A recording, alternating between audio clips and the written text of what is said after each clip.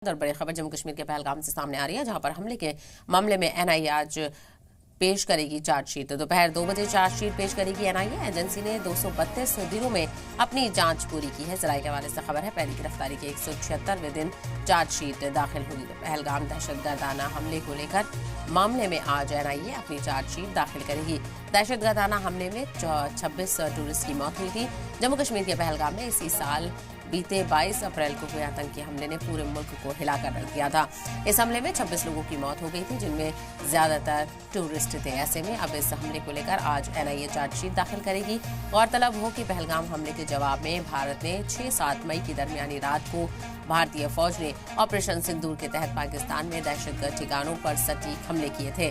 इस दौरान 9 ठिकानों को निशाना बनाया गया, जिनमें लश्कर तैयबा और जैश ए मोहम्मद के मुख्यालय और ट्रेनिंग सेंटर्स शामिल थे। इन जगहों से भारत के खिलाफ दहशतगर्दाना हमलों की साजिश रची जाती रही है। तो ऐसे में बेहद अहम है ये जानना कि चार्जशीट में क्या कुछ एनआईए दाखिल करती है, क्योंकि बेहद ही कायराना ये हमला हुआ था और इस कायराना हमले में 26 लोगों की मौत हुई थी, जिसमें टूरिस्ट ज्यादातर शामिल थे।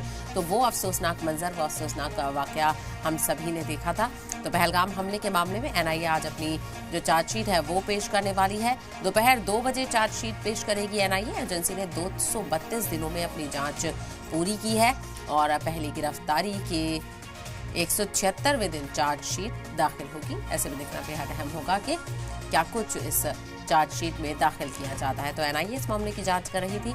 दहशतगर्दाना हमला था, पहलगाम दहशतगर्दाना मामले में आज एनआईए दाखिल करेगी अपनी चार्जशीट। दहशतगर्दाना हमले में 26 टूरिस्ट की मौत हुई थी, जिसको लेकर मुल्क भर में गमो गुस्सा देखा गया था। हालांकि भारत ने मुंहतोड़ जवाब दिया। ऑपरेशन सिंदूर इस हवाले से चलाया गया था और इसमें पाकिस्तान को मुंहतोड़ जवाब दिया गया था। तो जम्मू कश्मीर के पहलगाम में इसी साल बीते 22 अप्रैल को हुए आतंकी हमले ने पूरे मुल्क को हिलाकर रख दिया था।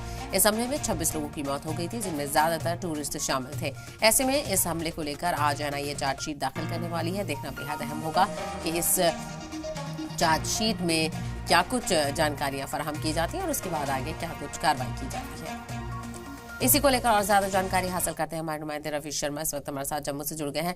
रवि, बेहद अहम हो जाता है जो कि पहलगाम हमला जिसने पूरे मुल्क को झकझोर दिया था, आज उसके हवाले से एनआईए चार्जशीट दाखिल करने वाली है। क्या कुछ तैयारियां हैं और क्या कुछ खास?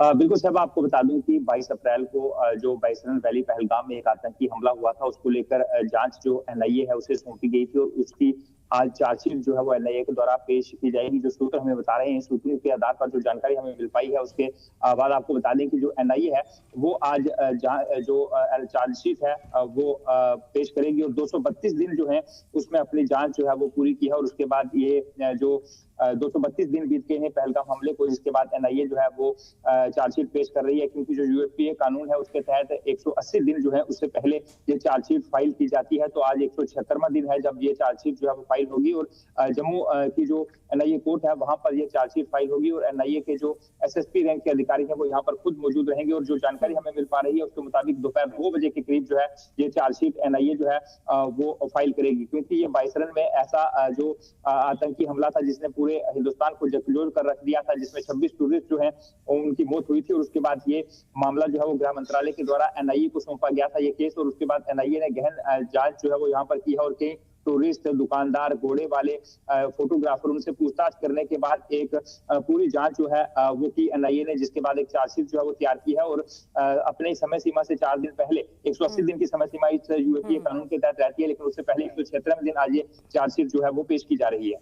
बिल्कुल यकीनी तौर पर ऐसे में देखना बेहद अहम होगा। काफी लंबी ये चार्जशीट हो सकती है, क्योंकि काफी वक्त लिया गया है और सभी मुल्क के लोगों को इंतजार है कि इस पूरे हमले की जो एक तरह से कॉन्स्पिरेसी रची गई थी उसका पूरा खुलासा होना चाहिए। इसके हवाले से जानकारी भी सामने आएगी कि क्या कुछ चार्जशीट में है और कितनी बड़ी ये चार्जशीट होगी। रवि, बिल्कुल, जो चार्जशीट है इसका खुलासा हो जाएगा जब एनआईए की तरफ से ये चार्जशीट जो है वो पेश की जाएगी, क्योंकि इस मामले में जो चार्जशीट है वो तैयार की गई है, क्योंकि पूरे सबूत जो है वो यहाँ पर एनआईए जो है उसने रखे हैं और जो आरोपी हैं उन्होंने पाकिस्तानी जो आतंकी हैं उनका जो साथ था उन्हें लॉजिस्टिक सपोर्ट जो है वो पहुंचाई थी, जिनमें सुलेमान शाह, हजमा अफगानी उर्फ अफगान और जिब्रान को पनाह देने के साथ साथ जो है वो लॉजिस्टिक सहायता इन्होंने प्रदान की थी और इन्हें आतंकियों ने इस घातक हमला जो है उसे अंजाम दिया था।